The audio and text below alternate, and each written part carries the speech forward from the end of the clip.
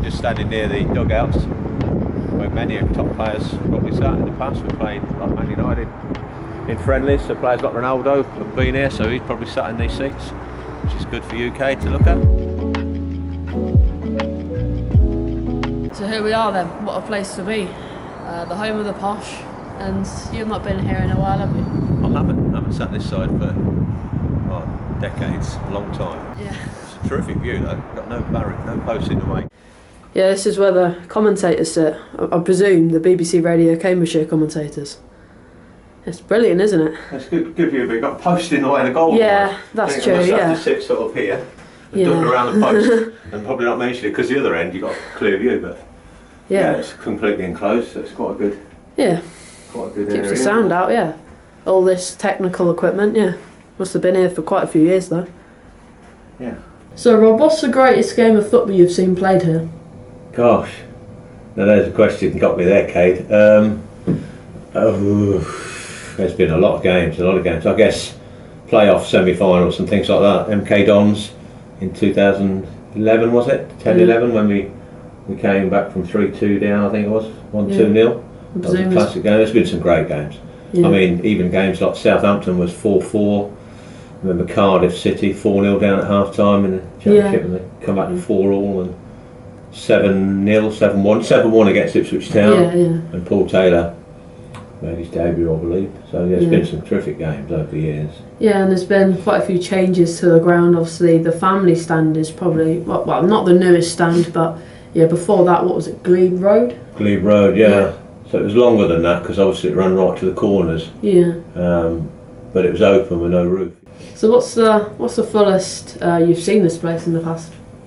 Me personally, I think probably was a Leeds game, 28,000. They've had over 30,000 against Swansea, I think it was. Funny enough, who we played Saturday, but Leeds were the best team in England by a mile at the time. Well, we were the best team in the lower league, League Two it is now.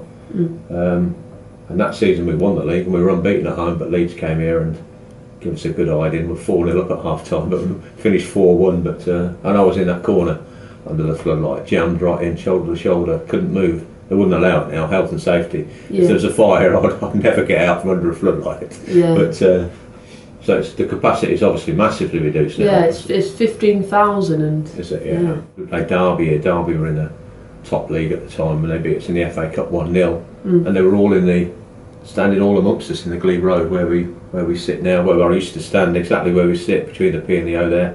We used to stand there on the wall. And also when I was your age or younger, I used to go to London Road all the time, so I was behind the goal. And even younger than that, I sat just in front of us here on these wooden seats. When my dad was the manager of the youth team, so I was lucky in that sense. So you can actually see why you can hear the noise from the away fans, how open it is compared to London Road, which is really enclosed with a roof. That's why the noise when we're up our end, we can't really hear it so much because it's enclosed. Yeah, it's enclosed. It doesn't really release much noise. Just looking at the nets there, which are on the goals, which are up in the air at the moment, brings back a memory of when we played a game here many years ago. A young lad called Tony Cliss, I think it was, had a shot and it went into the side net and threw a hole into the net, and the referee gave a goal. No VAR those days. Look at the broken seats here then.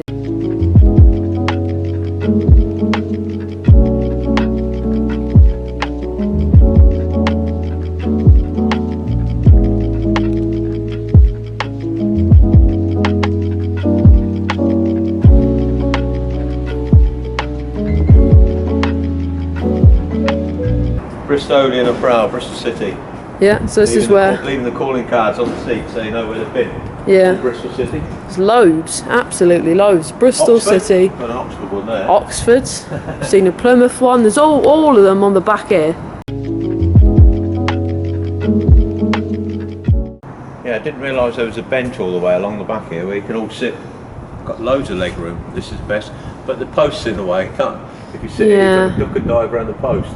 Yeah, that's the only problem. If you're kicking this way, behind you, towards the goal there, where we stand, it's a good view. Yeah, so I've got a question for you, Rob. What's the best set of away fans you've seen come here then? Ooh, God, it's been loads, Kate, loads. These days, when you get 4,000 fans, like, you know, Birmingham's and other teams like that, it's massive support. Years ago, I guess, when I was a lad, we just sticks in my mind, Plymouth came here and had to win the game to win the league, and they brought thousands. And I remember them singing "Come on, you Greens," standing behind the goal when it was the boys. Yeah. So that's one of the memories. We won the game and they didn't win the league, but Yeah. it's been a lot of There's obviously Leeds. Leeds also. Yeah. Obviously Leeds packed that end out when we played them in that game I talked about earlier. Birmingham usually probably Phil. Millwall, all sorts of teams. Millwall, when they came here when I was a young lad your age, were actually in the London Road. Yeah, were they? In those days, you could get in the away, and the home fans were running everywhere as well. And when Plymouth came here, I always remember they ran over the pitch at the end, and it was chaos. And Posh fans were running everywhere in London Road because Plymouth fans were running at them.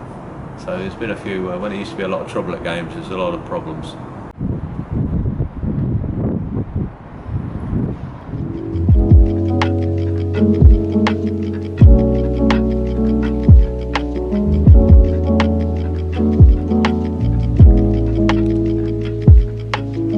Alright, Rob, what have you made to the start of our season? I guess we've been brilliant at home here. We've matched everybody. Been unlucky to lose 2 games, and we should have beat Cardiff. So we've been great here. Away, obviously, 60 defeats in a row is a disaster. And we won at Hull, so hopefully we've got to pick that up and carry on with it. I think we're probably 5 or 6 points off where we'd like to be. In an ideal world, but we've got a platform to build on, and we have to try and get more points and move up the league. It's not going to be easy. I'm reading today that Hull City might be taken over, so they'll have a lot of money in the bag. Here's the kits we've worn over the years from 1934 onwards. It's very interesting. There's all of the kits, I think, up to the current date. And there's a lot of kits here. You can see how traditional the old ones were, with just a plain top with maybe a badge on it. But yeah, it's cool to see, to be fair.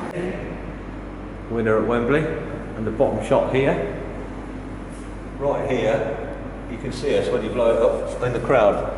Me and my brother-in-law, me and my nephew Paul, who we're sitting with now, and my brother-in-law, Terry Bly. Yeah. Most goals in the season, 52 goals, never be beaten, I don't think, by anybody in any club, any league. So this is where we sit, just along here. Yeah, we sit at the back here. Just there. Yeah. Quite a few of us, isn't there? Yeah. Many moons ago, when I was a lad, we used to stand here, all the chanting going on behind the goal. Yeah. First time I've been in the terrace for a while. Probably 30 years, 40 years since I've been on London Road. Yeah, it's one of the last remaining terraces in the UK, actually, isn't it? Or at least at a higher level. So Rob, what's the difference from the last time we were in the Championship? I think the teams in the Championship are better now than last time, in terms of in-depth. So most of the teams in the Championship now are hard to beat, whereas perhaps when we was in it before, there were some teams that were easier to play against. Yeah. So the standard's much better of football, I would say. Team-wise, we had some good players when we first went in the Championship. First time we went up, when we finished 10th, obviously. But I think the standard's a lot higher. It's a different world of football now. So Rob, what are your thoughts on us moving to a new ground in a few years' time? I think as long as it's local, I'm happy. If it's like proposed on the embankment, I think it's great. Obviously we've seen some of the seats already, haven't we? How old some of the ground is. And even this stand here, which is great standing. It's a great atmosphere still, and it's great for people who love standing, which we all do. But the roof is really old. It's massive gaps between the barriers. It's not very good. And I don't think next year we'll probably get away with having a terrace anymore. I think they'll close it. So it's a great thing if we can do it. Hopefully we can achieve a new ground, and it's nearby. Yeah. People will be happy, and people will get used to it. Yeah. Good memories here, but I think it's time to move if you can. Yeah. Especially with all the housing around it now, because the houses are built all the way round. There's no room. Yeah, and of course with it being probably like a highly new developed stadium, we'll probably gather a few more supporters from that. Yeah, and also you can use it for other events. I know you can here, but it's easier if you plan it ahead and you build something that's multi-purpose stadium. You make more money as well, so it's a business. It's all about money.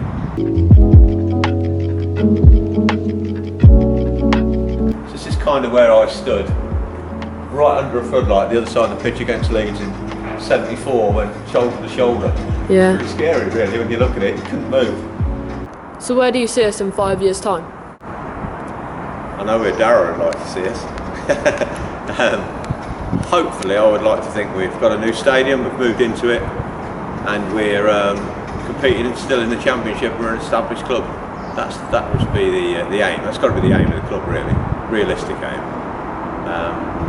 and then go from there.